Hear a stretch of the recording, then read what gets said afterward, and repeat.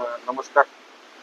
सर्व मित्रांनो नमस्कार. भूमिपुत्र शेतकरी गट पिंपरी शिराडोळ यांच्यातर्फे आयोजित उगवण क्षमता चाचणीबद्दल सर्व उपस्थित राहिला त्याच्याबद्दल सर्वांचे धन्यवाद. आज उपस्थित आवाडसाहेब आहेत, चौगुले मॅडम मंडळ आठशे सभेत सुपरवायझर आणि सर्व आपण शेतकरी वर्ग सर्वांचे आभार मानतो उपस्थित राहिल्याबद्दल. उगवण क्षमतेबद्दल पुढची माहिती कृषी पर्यवेक्षक हर्षोल. नमस्कार. बऱ्याच दिवसापासून सोयाबीनची पेरणी आपल्या भागामध्ये केली जाते. सोयाबीनची पेरणी करत असताना उगवण क्षमता तपासण्याची गरज का लागायला लागली याच्या संदर्भात जवळजवळ 2015, 16 आणि 17 ह्या 3 वर्षामध्ये आपल्या शेतकऱ्यांना खोल पेरणी करायची सवय होते. आणि खोल पेरणी करायची सवय असताना आणि सगळ्या बियामध्ये सोयाबीन हे असं बी आहे की थोडाही आघात झाला की उगवणीला ते बियाणं मार खातं. त्याच्यामुळं मागील त्या 3-4 वर्षामध्ये मोठ्या प्रमाणावर उगवणीच्या तक्रारीच्या स्वरूपात शेतकऱ्यांच्या तक्रारी आलेल्या होत्या. प्रत्यक्ष बाबीची पाहणी केली असता बियाणे दोष थोडासा कमी देखील होता, परंतु काही शेतकऱ्यांच्या चुकामुळे त्याची उगवण न झालेली होती. आणि ह्या सगळ्या गोष्टी लक्षात घेता मागील 2-4 वर्षापासून दरवर्षी आपण बियाण्याची उगवण क्षमता तपासतो.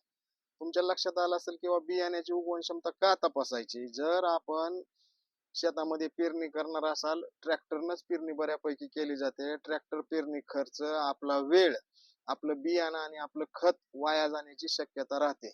आणि एवढा वेळ आणि बियाणं आणि पैसा जाऊन देखील आपल्याकडे एक मन आहे, खरीपाच्या पेरणीला मुठीला आणि वटीला फरक असतो. त्या पद्धतीनं आपण सगळ्या पेरणीच्या आपलं बियाणं नाही उगवलं तर 2-3 दिवस पाठीमागे जातो.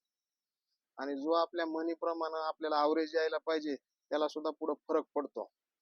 मग ह्या सगळ्या गोष्टीचा विचार करता आपण जे आज उगवण क्षमता तपासायला लागलेलो आहोत, ह्या उगवण क्षमतेमध्ये तुम्हाला सर्वप्रथम ह्या गोणपाटाचं जे पोत आहे ह्याचाच वापर का करायचा आहे किंवा ह्याच पोत्यावर उगवण क्षमता का तपासावी. ह्या पोत्यामध्ये पाणी धारण करण्याची क्षमता, ताग दह्याचं हे पोतं असल्यामुळे ह्याची पाणी धारण करण्याची क्षमता राहते. प्लस ह्याच्यातून एरिएशन होतं आणि एरिएशन होत असल्याने आणि पाणी धारण करण्याची क्षमता असल्यामुळे ह्या पोत्यामध्ये बियाण्याची उगवण्याची क्षमता असली की ते बियाणं उगवतं. ज्या शेतकऱ्यांनी किंवा आम्ही प्रत्येक गावामध्ये प्रत्येक शेतकऱ्यानं आपल्या घरचं बियाणं असो किंवा तुम्ही दुकानातून खरेदी केलेलं बियाणं असो, ह्याची उगवण क्षमता तपासूनच पेरणी करावी अशा सूचना देत आहोत. ह्याची प्रात्यक्षिक दाखवत आहोत. हे दाखवत असताना आपण जसा गोणपाट ओला करून घेतलेला आहे तसा गोणपाट ओला करून घ्यायचा. जे बियाणं आपल्यापाशी उपलब्ध आहे त्या बियाण्याच्या पोत्यात जिथपर्यंत आपला हात खाली जाईल तिथपर्यंत हात खाली नेणे, एक मूठ बियाणं काढणे, थोडंसं आणखी खालच्याकडेच एक बियाणं काढणे, असं 3 टप्प्यातलं बियाणं काढणे. एखाद्या आपल्या शेतातल्या पाटीत किंवा गमेल्यामध्ये घेणे, व्यवस्थित ते मिक्स करणे आणि त्याच्यातल्या 100 बिया न त्याच्याकडे बघता मोजून बाहेर काढणे. अशा 100 बिया अशा गोणपाटावर 10च्या लाईन मध्ये मांडणी करून घ्यायची.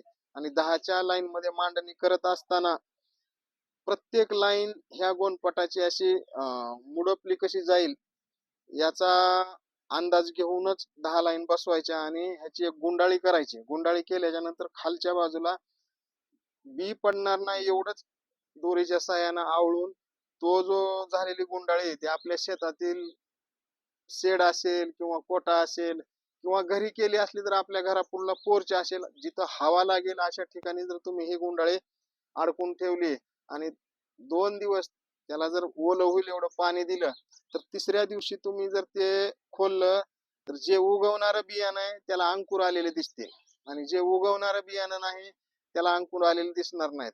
मग ही प्रक्रिया करत असताना सीड ह्याचा जो उगवणीचा जो रेशो आहे तो 70% असेल तर आपल्याकडे चांगला मानला जातो किंवा 70% पासून पुढलं बियाणं उगवलं तरच पेरणी योग्य बियाणं मानलं जातं. आणि त्याच्या आतील उगवण जर कमी झाले तर शक्यतो पेरणीसाठी वापरू नका म्हणून विद्यापीठाची सुद्धा शिफारस आहे.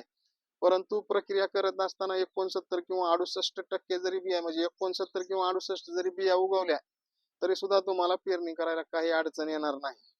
फक्त सीड रेट तुम्हाला अर्धा ते 1 किलोनं वाढवायला लागणार आहे. ही जी प्रक्रिया आहे ही प्रक्रिया केल्यामुळं तुमचा पेरणीचा कालावधी चुकणार नाही. तुम्ही केलेली मेहनत वायाला जाणार नाही. आणि सर्वात महत्वाचं म्हणजे जो आपल्या मनीप्रमाणे विषय आहे, त्या पद्धतीने तुम्ही खरीपच्या सुरुवातीला पेरणी केलेलं आहे. शेवटी तुम्हाला खरीपच्या पेरणीचा जो अनुभव आणि अंदाज आहे त्याप्रमाणे उत्पादन निघल्याशिवाय राहणार नाही. धन्यवाद.